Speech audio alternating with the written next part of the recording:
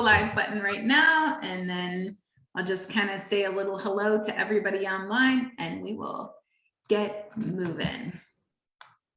I just upgraded to Windows 11 on my computer this morning, and so everything looks different. All of my icons are all over the place and it's just a mess. So anyway, hey everybody, I don't know if you're on Windows 11 yet, but it really screwed up my day this morning because now I don't know where anything is. Oh no, I'm all Mac. You're all Mac. Yes, I am not. I'm a Windows PC person, especially when it comes to business stuff, because I really like playing around on all of the Microsoft apps and Office apps, and they just don't work as well on Mac. So yeah, that's true. But we can still be friends if you're a Windows user. That's fine. Are you sure? Are you positive? Well, I'm really glad that Sam is still accepting my friendship, even though I'm a Windows user. And you guys, we're here. I'm here with my friend Sam, and we're going to talk all about some really cool things that we don't normally talk about. So we normally, when we have an accountant on the show, which, Sam's has a CFO company. So we're going to talk about what is a CFO and all that kind of fun stuff. But normally when we have an accountant on the show, and we've had Mike McAllowitz from Profit First, we've had Cindy as well from Profit First for Ecom sellers. So, we talk about those things on an accounting level, but we don't really get into the nitty gritty about what it takes financially to scale your business. So that's what we're going to be talking about today. We're going to get into it with Sam. He's going to tell us how he helps the bigger brands get moving, get streamlined, get even more profitable. And, we, of course, with updating Amazon fees and all of that, all those are going up. Everything's going up. The prices of everything is going up. We need to figure this stuff out, right? Because it's not easy to squeeze as many profits as we can out of our business. So if you guys want to join us today, we're here in the Zoom. We're about to hit the record button, start this podcast. But if you want to join us today, you can go to sellerroundtable.com/live, and we're going to talk about this, or you can just watch us right here on the live stream. So without further ado, Sam, you ready? I'm going to hit this recording button. Let's do it. Do it. Yes. All right. You already have your weekend sweater on. What is that about? I'm inspired today. I'm ready for the weekend. This weekend is Christmas. Right. So, it's like, you got to get ready for it. Yeah. I'm anti-festive with a black shirt and gray sweater. Maybe I should have my week sweater on. Weekday. You have your sweater of the day, Oh, well, I know. I guess, yeah. Well, I have another sweater like this that says over it. So sometimes I wear that. All right, I'm going to hit the recording button. Here we go. Hey, everybody, what's up? Welcome to the Seller Roundtable, episode number 136. And this is Amy Weiss, and Andy or Not is moving houses today. So he's out today. But I'm here with my friend Sam Hill from Ecom CFO, and I'm so excited to talk about what we're going to talk about today. Because as I was talking about on the live stream before we hit the record button, we often on this podcast have talked about, things we need to figure out with our business in terms of accounting. We've talked about Profit First. We've talked about those types of things. But we haven't gotten into the weeds about what it means to have a CFO in your business and to really scale your business to that level, and what you need to be paying attention to. These are things you need to know now before you scale, or as you're scaling. Maybe you've already scaled. Maybe you're already in the 7 figures and you don't have a CFO. Well, maybe you should. So we need to talk about that today. And I'm so excited to have my friend Sam here. Sam, welcome. Thank you so much for having me, Amy. This is awesome. Well, it's great to have you. I'm stoked So we always start our podcast by finding out a little bit more about you. So, you can give us a blood sample or your entire life history, whatever you prefer, Yeah. as much or as little as you want. But let's talk about how you ended up here on this podcast today. Yeah, I just did a food sensitivity test, my first one a couple weeks ago, and found out I was sensitive to chicken, cinnamon, and bell pepper. So there you go. But yeah, my name's Sam Hill. I run Ecom CFO. We do outsource CFO, bookkeeping, and bill pay services for e-commerce brands. Specifically, Ecom CFO is 2 years old.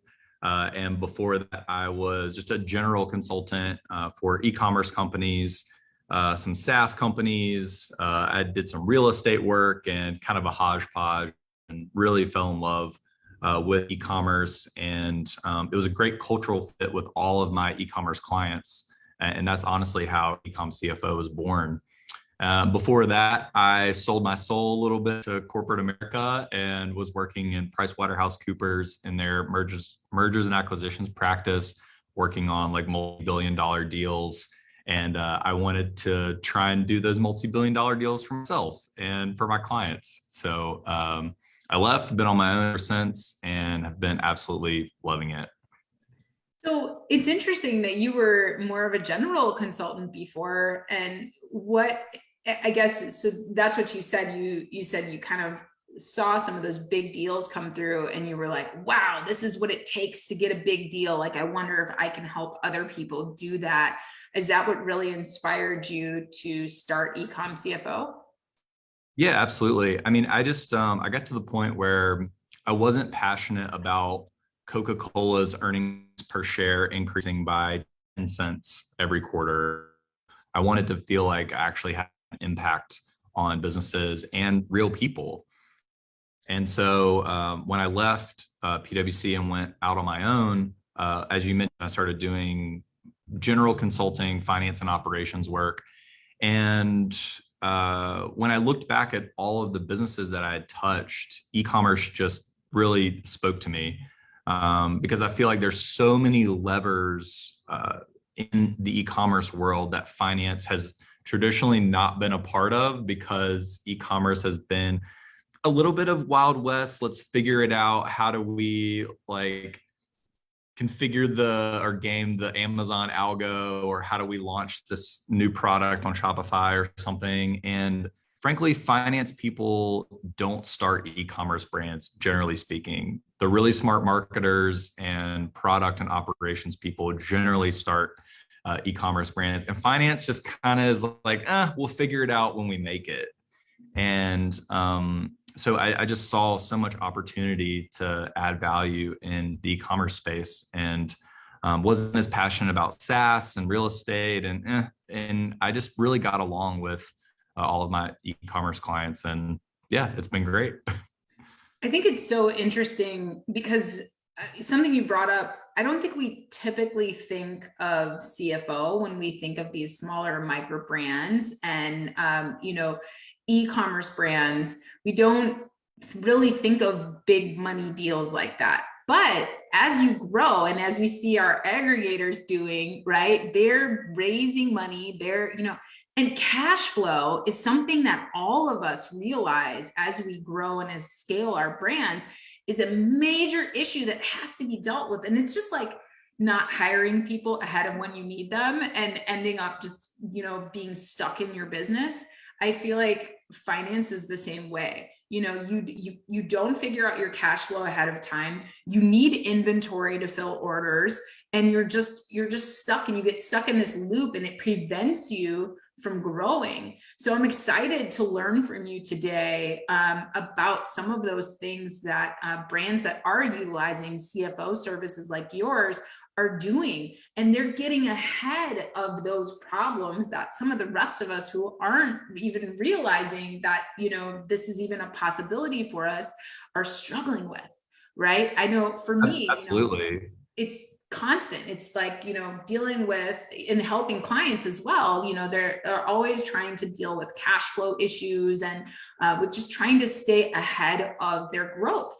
And that's, I think, so, so important, something that we have to master. So I'm excited to talk with you about that today. Yeah, and we should view finance the same way that we do all the functions in our business, whether it's HR, marketing, or operations. Like the complexity of that function should be pretty directly correlated to the level of complexity of the business and level of scale overall. Like if you're just launching a product on Amazon and you're selling, a couple $1,000s of product per month, you're not going to go hire a full-time operations manager. You're not going to hire an HR manager, and you're not going to hire a full-time marketing person. And so you shouldn't be hiring a full-time finance person either. Like the business just doesn't support that, and there's not as much complexity to support that. So the level of all of these functions should align with the scale and complexity of your business. And I think that's some of the issues that I've seen with other clients is either they wait too long. It's like, oh, we should have done this a year ago. And even sometimes I think hiring someone a little too early. And I think that does exist because you have to have some foundational knowledge of yourself and understanding what's going on to make a relationship with someone like us that much more fruitful. Yeah, that makes sense. So let's just start at the beginning. Can you define what a CFO is especially in terms of an e-commerce business?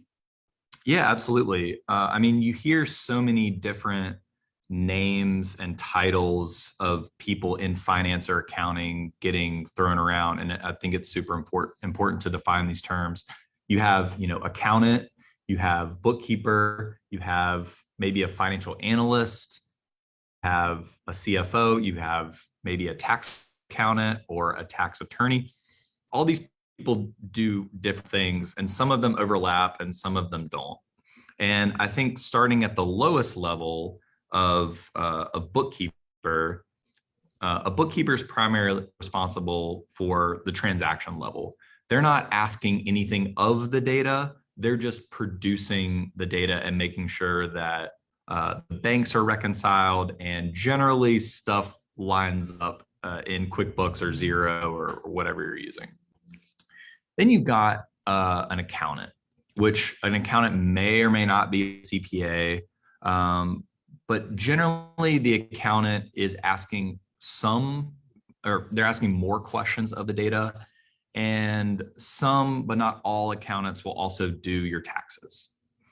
But I think it's important to separate kind of those two parties from a CFO. And the way that we think about a CFO is, how do I maximize your long-term profitability, period? And we make the distinction of, I don't like doing taxes. I don't like touching taxes. And so I think the tax people's primary job is to help you keep more money, more of your own money, and avoid taxes if at all possible. My job is to make you more of it.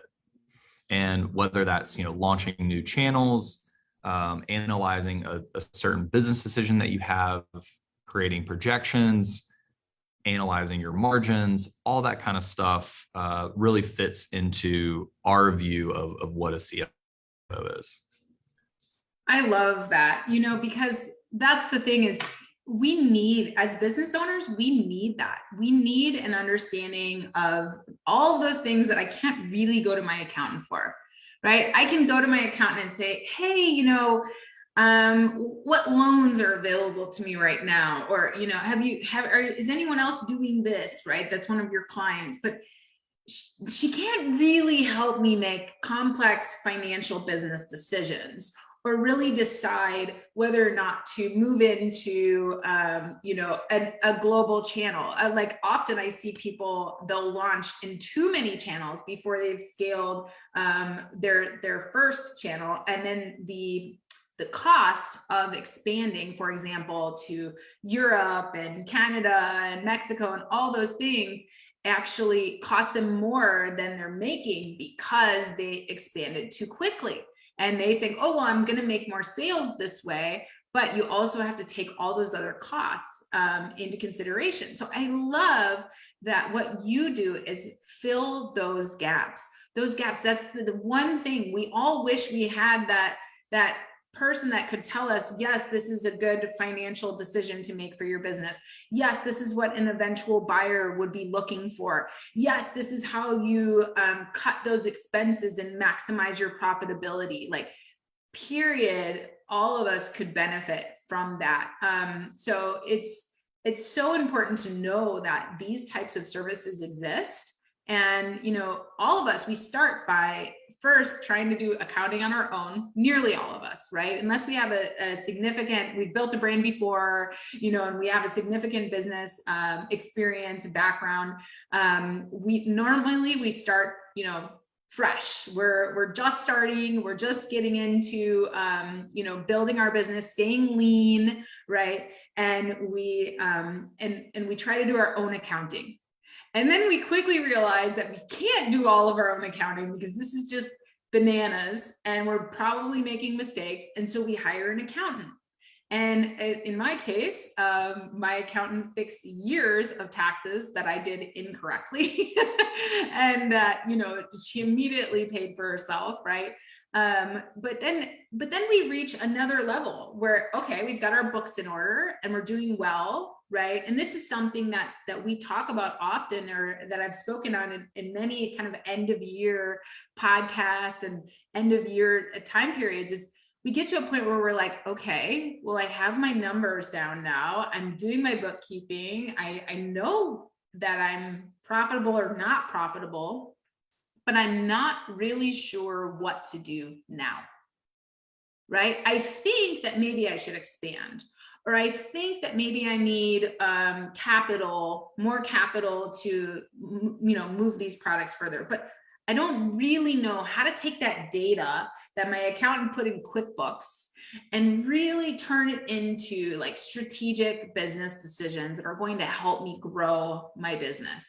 And so this is so wonderful to kind of have this. So I would love to get into some of those things that you guys help people with that are really strategic. So what are some of the struggles that you see people have, like when they're first coming to you? What are the scaling struggles that people have? What are the mistakes that they're making? What would you say are like the top 2 or 3 things that most people are not getting right?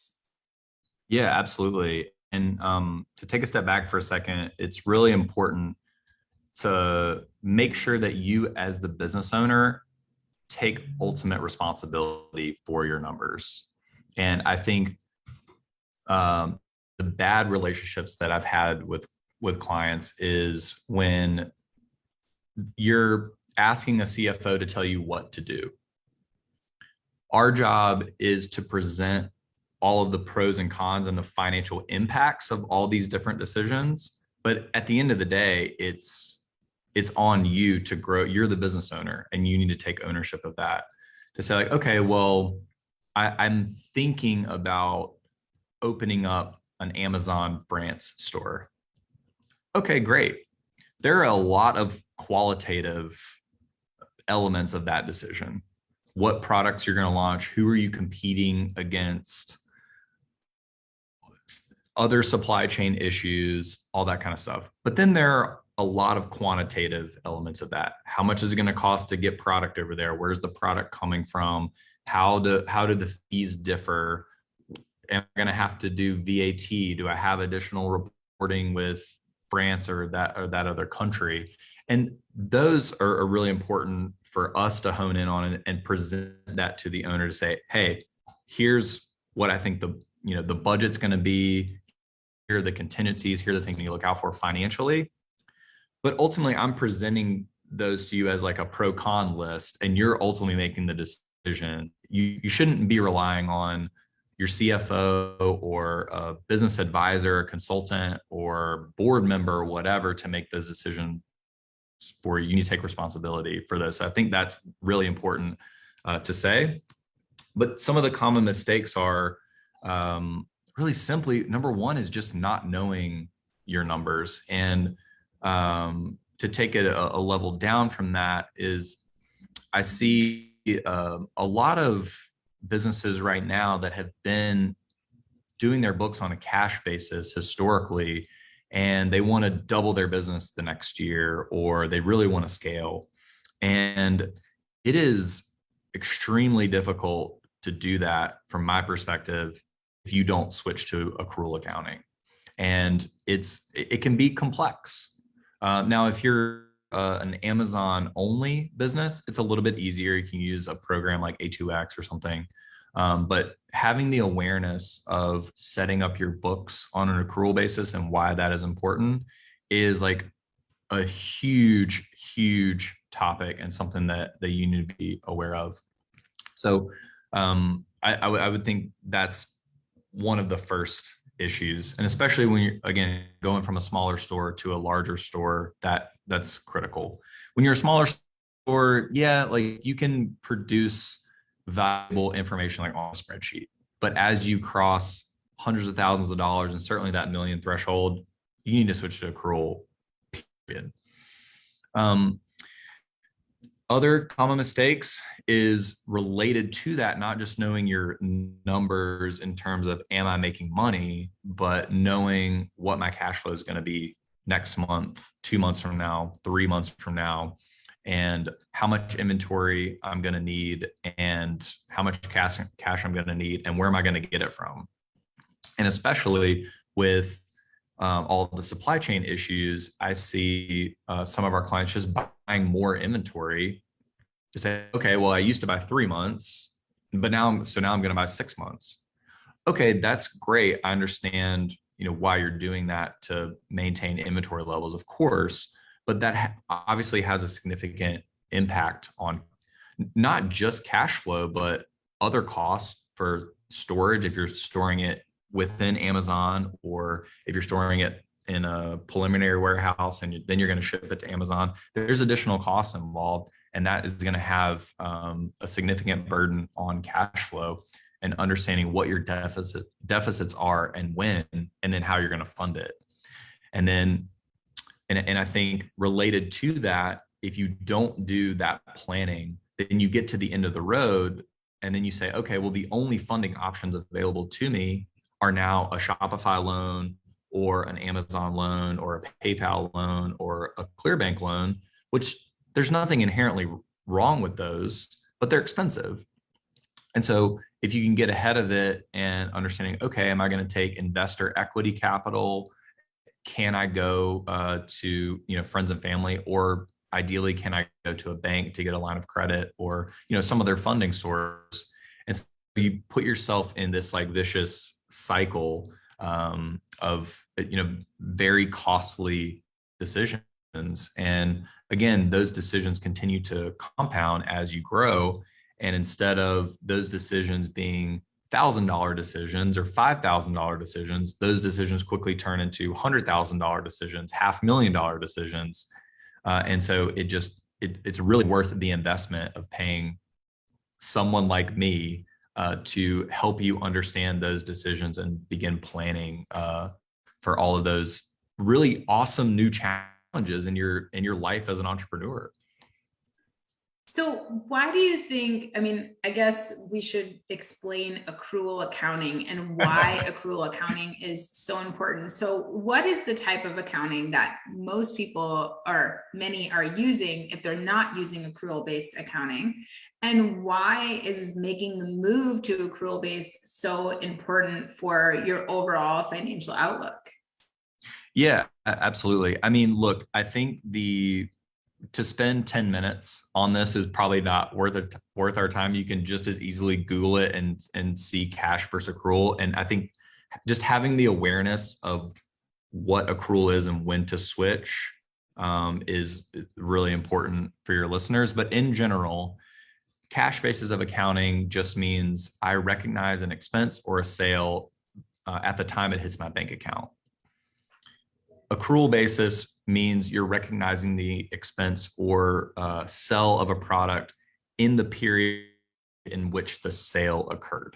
So, the best example is inventory. If I write a $100,000 check to my supplier, then I'm recognizing all of those cost of goods in that particular month. Whereas I could have sold zero product, but I still recognize all $100,000 of it. And that just doesn't help us make any strategic decisions.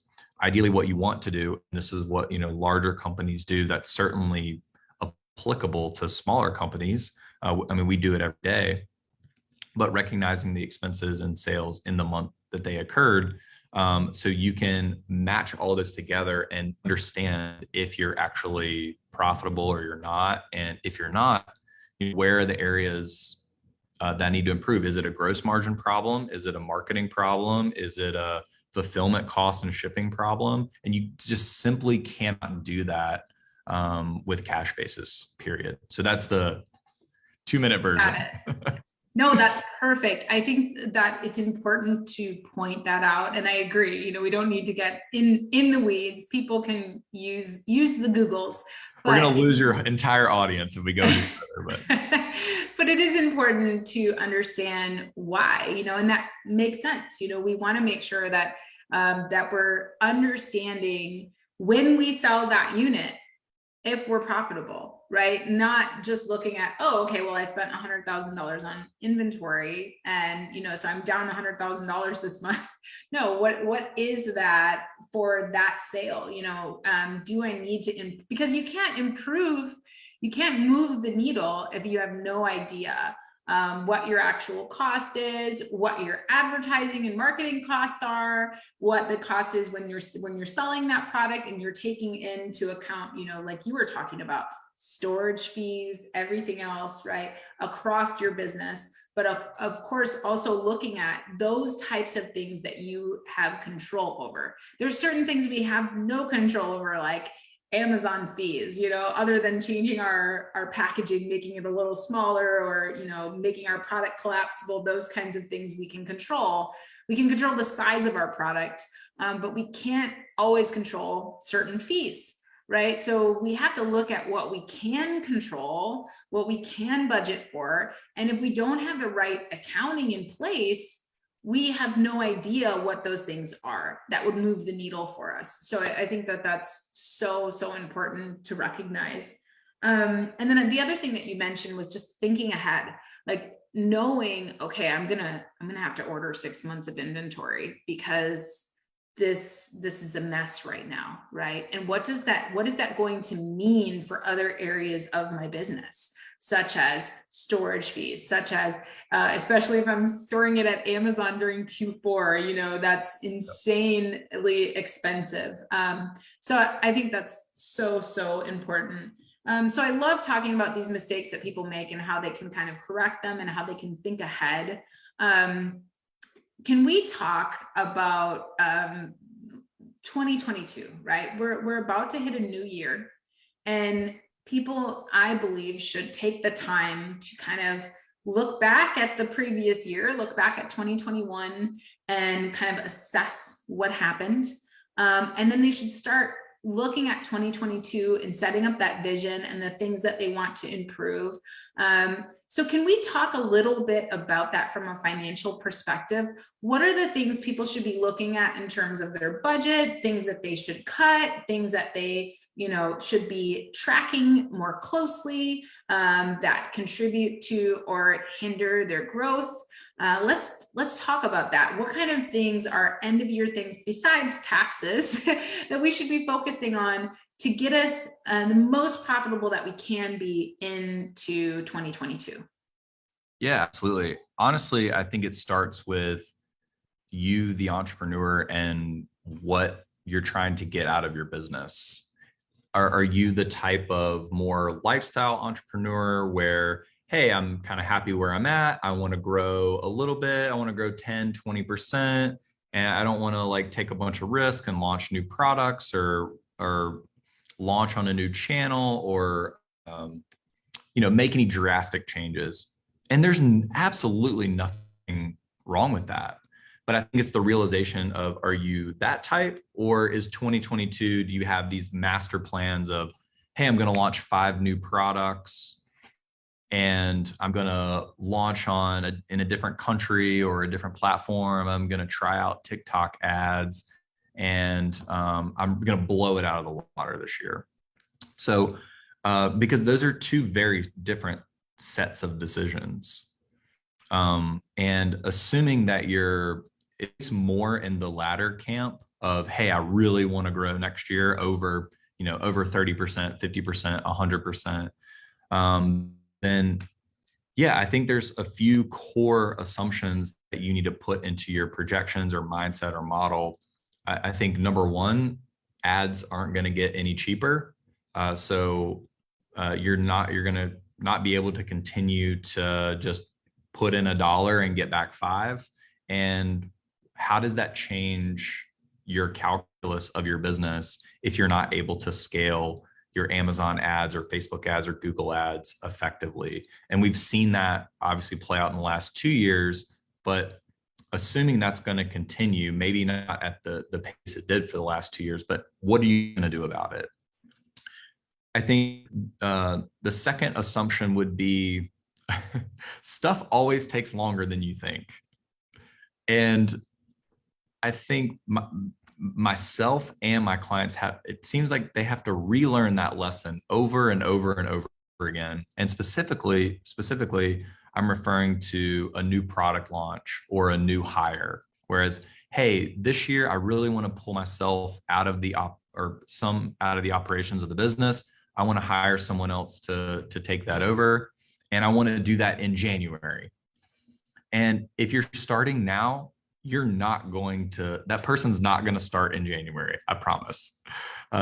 So we should assume that and plan for longer time periods and bigger budgets. About whatever you plan to spend on hiring that person, you should increase that budget or whatever timeline it is. And I think the same goes for new products. I mean, I see several of our clients with marketing calendars with, hey, we're going to launch this new thing in Q1. We're going to launch 2 new things in Q2 and 5 new things in Q3.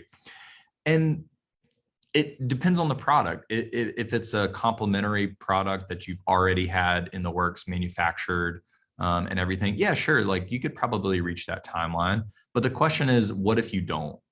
And is the success of your business contingent upon you doing these things? And if it is, I think we should take a step back and say, okay, well, again, is my business still going to succeed if I don't accomplish these things? And so I think it's kind of like overinflating our timelines and schedules. And everyone always says it, but everyone thinks it's not going to happen to them. And then it always does. And they're like, oh, well, why didn't I grow 100% this year? It's like, okay, well, like all these things happen later than you thought. And I think related to that is ignoring the balance sheet. And we don't necessarily think, we always think everything's going to happen in the best case scenario. And again, that's pretty uncommon. So we need to look to our balance sheets and understand them just as much as we do our profit and loss statements. And what I mean by balance sheet is, how much cash do I have in the bank? What is my burn rate if I get kicked off of Amazon, or if I get deactivated, or my listings get pulled down for whatever reason? Am I going to be able to pay my employees? Am I going to be able to pay myself? And what does that look like? And what's actually at risk, and how much risk do I have on the table? And then, other balance sheet KPIs like your current ratio or your quick ratio, or it's also called an acid test ratio. What does that look like? And what are my assets to liabilities and debt to equity and all that kind of stuff? And understanding, again, what the strength of the balance sheet is, and what can I endure if things don't work out exactly as planned. I love that. So I want to get into each one of these main points that you gave. The first one, you talked about, you need to have a plan, but also include your finances in that plan. So, if you want to launch 12 new products this year, I mean, that does go into your second point of everything is going to take longer, especially if you don't have the staff to do that, or, you need to think through that, right? But also having a financial plan for that, and understanding the financial implications of doing that. And then kind of all three things that you mentioned play off of each other, right? Because if we're looking at our balance sheet and our burn rate and, you know, our assets and all of that, but if we're ignoring the balance sheet, but then we have this plan to launch 12 new products this year, and you know, we have no idea how we're going to make that happen. And I think so many of us business owners are a little bit reactive, right? We're like, okay, I'll cross that bridge when I get to it. And then we're like, okay, I'm out of money. And now my best seller that I need to buy more inventory for, my money's tied up over here in this thing that I didn't think about. I didn't think ahead for this other thing, right? So everything that you do in terms of your plans, of course, it's going to take longer than you think it will. And then also, you know, you need to think ahead in terms of finances so that you go, okay, if I'm truly going to grow, what is that going to look like in terms of revenue and expenses? And will my burn rate allow me to actually achieve that? Or do I need to look at funding? And then do I have the assets to get that funding? Am I going to be, you know, in the right place to do that? So I love how everything that you're talking about when it comes to planning also needs to be, we need to think ahead. We need to think about the implications on our balance sheet and whether or not we need some help. And then if we need help, what is that going to look like? And what is that person going to care about, right? Like if we need to get money from a bank or money from a loan, what are they going to care about? Are they going to like our balance sheet? Is all of that going to be good? So I love that. I think it's really smart. I think I want to add, you know, one of the key things, planning is, for me, it's so important. But the key thing that I think that people, and I would love to hear your take on this as well, but I think the key thing that people do when they're planning or don't do is they'll plan kind of at like the beginning of the year, and you know, or maybe the beginning of a quarter, and they don't revisit their plan and make adjustments, and then, you know, look at lessons learned, things that aren't going the way that they want them to go, and they're not being held accountable for that plan along the way. And that ends up, they just kind of get upside down and they forget what they, you know, plan to do in the first place, because they're stuck in that one product launch that isn't going well, or the one, you know, whatever it is, right? But I think that is key, is consistently revisiting your plan and looking at those metrics and making sure that you're measuring those things and keeping track of them. Do you find that that's a common mistake that people make? Oh, absolutely. And I'm guilty of it too in my own business. And I think the question is, how do we move past that, or how do we deal with it? And for me, I think, and it's so easy as a solopreneur, if you're the 100% business owner, you don't have a partner, and you don't have anyone to really be accountable to other than yourself, it's really easy to hide. It's easy to hide and be like, well, I know that that's kind of in the closet somewhere, but I'm not going to deal with that. So at least I've found helpful for myself is I need to somehow either pay for the accountability or say it publicly in some way to to hold me accountable, whether that's a CFO or a business advisor, or, you know, in the early stages, it could be a friend or something, or posting it on social media or something, some way to have a little bit of almost shame component to say, okay, this is what I wanted to do, and this is my progress towards that. And when you have to present your financials or some financial data publicly, we start to clean it up pretty quickly and actually monitor it and actually track it. And again, I'm guilty of this too. And I have to protect myself from myself and hold myself to the plan that I set in whatever form or fashion that takes, and get around other business owners and to say, hey, this is what I said I was going to do. Yeah. Did you do it?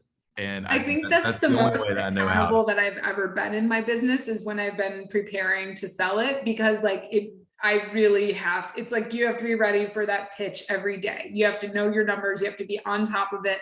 And I feel like, you know, that's why I always encourage people to go get their business valued, because that way they can understand like, okay, what am I doing wrong? And what am I doing right? And what do I need to actually track? Because your balance sheet or your P&L is not the same as what a buyer or somebody who values your business is going to look at. And so you need to know what those things are.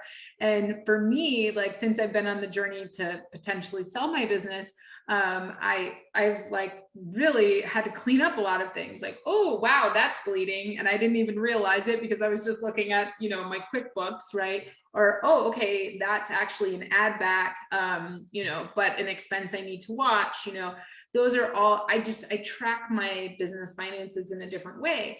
And so I think that it's so important to always think about our businesses from a perspective of, from a value, you know, what is this business worth? Because if it's not worth anything, then we have a problem, right? We're not growing our business. So yeah, I would encourage everybody out there to not only know your numbers as Sam has encouraged you to, but also to know your numbers from a what a buyer cares about perspective, and keep those metrics straight and be tracking those on a regular basis. Yeah, and again, I know this is a finance conversation, but this applies to, again, every function in your business. For operations, if you had to explain what your operations process is it a disaster? And you're like, well, this is what I should be doing, but this is what I actually do. And all of my supplier email or supplier conversation is buried in an email somewhere, and it never gets updated in a spreadsheet. I don't know what's coming in or when I'm sending stuff to Amazon. I don't know what I paid. I don't, like, I'm not keeping track of all my costs, and it's just a hodgepodge of whatever I kind of feel like doing that day. Finance is the exact same thing. Or, you know, marketing, or if I'm running ad campaigns, can someone off the street open my Google ad account and determine what my campaign naming means? Yeah, same with Amazon, right? Yeah, I'm like, what do you have going on here? You have 1,400 campaigns and I don't understand any of this, and they don't either, right? And yeah, I agree. Every aspect of your business, it's like being organized, right? Getting organized, understanding it, holding it accountable, because ultimately it's going to reflect on the financial side too.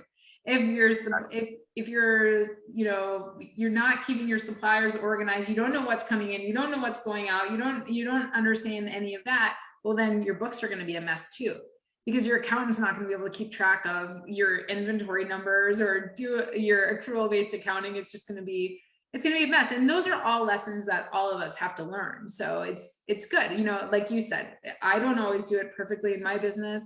You know, it's about being aware of, okay, what do I need to do better? And I think, you know, we can always think of our businesses, okay, if somebody else is going to take it over tomorrow, like, could I actually hand it off? Am I running my business, or is my business running me? Right. yeah, absolutely. And that's kind of a good measure to go by. So I love it. I love it. Okay. So let's talk from I always ask, you know, advice in terms of, if you have somebody that's just getting started, they're just getting started in ecom, they're just building their brand, what would be your advice for them to set them up for success on the financial side? Yeah, if you're just starting, again, if you're just starting, don't even sign up for an accounting software.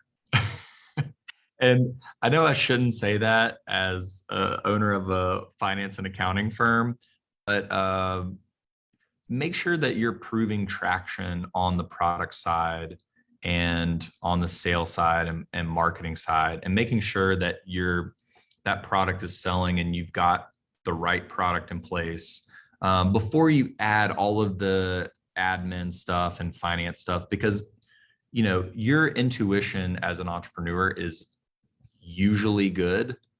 And it's more about supplementing that intuition with people like me to either validate an assumption or provide you a little bit deeper financial insight or operational insight or marketing insight.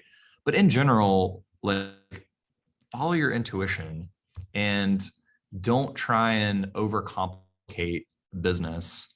Make sure that you're selling a product that people want profitably, and you're going to have a good sense of whether or not that's true if you're just starting, and then layer in the complexity as you grow. But I think I've made that mistake in the past just as an entrepreneur of trying to add too much infrastructure too fast, and it gets really overwhelming really quick, and I didn't necessarily focus on the core of the business that I needed to.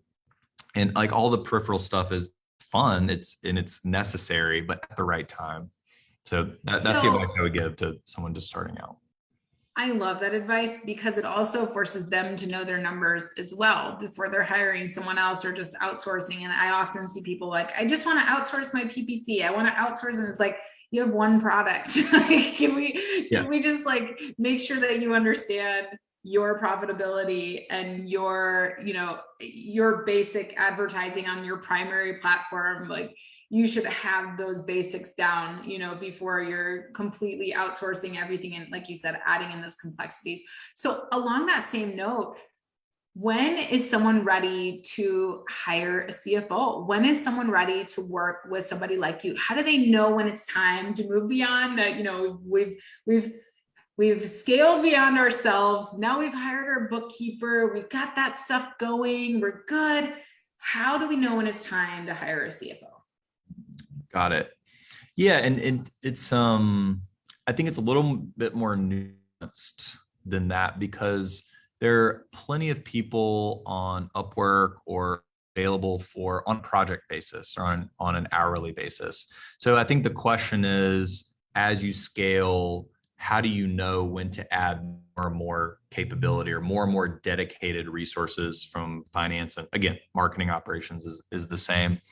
So in general, I say that, when you start selling $50,000 to $100,000 of product, assuming that it's more than one SKU, then you need to have someone look at your numbers, do a general review, spend maybe anywhere from like 5 to 20 hours, kind of look at stuff and point out some weak points here. But that's about all you need. And I'm assuming we're just selling on Amazon. So that's pretty straightforward. Once you start to cross into the $200,000, $300,000, $500,000 in sales, that's when your decisions get more and more costly if you screw something up, and your inventory purchases get larger. The checks that you're writing for ads get larger. So that's when you need someone like us on a more regular basis of, hey, we need to switch to accrual accounting. We need to do monthly gross margin and contribution margin analysis. We need to have an understanding of what your ad performance is by SKU or by product type or by geography or however your business is structured. And if it's multi-channel, understanding, how's my Amazon profitability look from my Shopify profitability or my Walmart profitability. So yeah, I would, once you get into that few $100,000, $500,000 range, you definitely need to have someone more regular. And then once you start to cross the 7-figure, multi-million-dollar business, that's when you absolutely need someone on a monthly basis, providing you with all of that reporting, as well as discussing higher level strategy of, hey, well, what should I do to, hedge my Amazon risk, my platform risk, or what is it going to cost me to launch in France? Or, hey, my supplier terms have always been 70-30 and my lead times are 8 weeks, and I need to go negotiate with them. What do I need to negotiate for? What are the most important levers to discuss with them? So that's, once you cross into that low 7-figure range is really when you need more dedicated support. And then once you've reached the 20, 30, $50 million mark, that's when you need a full-time person that is dedicated to you full time. They only care about your business, and they're thinking about your business in the shower. And because the business can support a full-time person at those revenue levels. When you're a $1 million seller, that's amazing. But assuming you're making 10, 20% of so let's say you're netting $200,000, you're not going to pay a CFO 150. Yeah. Period. So you need someone, you need the support, but you need it fractionally. Just making the same argument for, again, operations and marketing. So that's kind of how I think about the different levels of scale and different levels of support that you need. That's awesome. That's really good in terms of helping people navigate those financial needs as they grow and as they scale, and from start all the way to, that big brand full-time CFO. Awesome. So before we wrap it up, we love to ask, what is it that is keeping you motivated? Are you, as a business owner, are you reading certain books? Are you listening to certain podcasts? We love to take people's suggestions there and hear what you're doing to stay motivated. Are these business only books, or can we share personal as well? It's whatever is personally for you, keeping you motivated, keeping your mindset in the right place, helping you as a business owner to be there. So we've heard so many different things from different people who've been on the show, and I think it's all beneficial to hear from the different perspectives. Yeah, absolutely. I'm trying to make sure that when I do open my laptop or start my day, that it's more intentional, and I'm not just opening my laptop because I feel anxious and I somehow feel comforted that I'm opening my laptop and I'm not very productive. So I think keeping that in mind has been super important for me. In terms of reading and motivation, one thing that's really keeping me motivated is connecting with other people and is face-to-face as much as possible. There's a good little group here in Austin of other agencies that do various things, and they're either larger or smaller than we are, and it's just really motivating to be around those other people, and I get a ton of energy from that. But in terms of reading, I really like lately. I normally just read one book at a time. I feel like now I'm reading 4 at a time. And one of them is The Hard Thing About Hard Things, Ben Horowitz's book. I really loved Ray Dalio's principles as an entrepreneur, although they're not really e-commerce related, but I think it's been really interesting. And I've read more fiction as well, and more sci-fi. And I think those books have helped me just as much as the business books, because we can only take in so much data, and there's 1,000 business podcasts out there and different business books and everything, and they all have great advice, some better than others. But at the end of the day, you need to decide what's good for you and what works the best for you and your business, and just go implement it and just go do it. And I don't know, stop consuming and start producing. I've tried to be cognizant of that as well. I love it. All right. Last but not least, Sam, how do the fine listeners get in touch with you? How do they get themselves an Ecom CFO? Awesome. Yeah. Check us out at ecomcfo.co, not com, but .co, or you can email me directly, sam@ecomcfo.co. We don't really do social media. But you're welcome to schedule a call on our website. Would love to help out your listeners. And this has been awesome. Thanks so much for having me. Yeah, thank you so much for being here. And thanks everybody for listening in today. Hopefully you took something away today that you can do better. And you can always reach out to Sam at ecomcfo.co to get more advice or an audit of whether or not you're ready for that. And I'm sure no matter what, you're going to get some really great information there. So thank you so much, Sam, for just being here today and for helping us understand all of the financial and business matters that have to go along with running our businesses in a better way. And again, thanks everybody for listening. We appreciate you guys so much.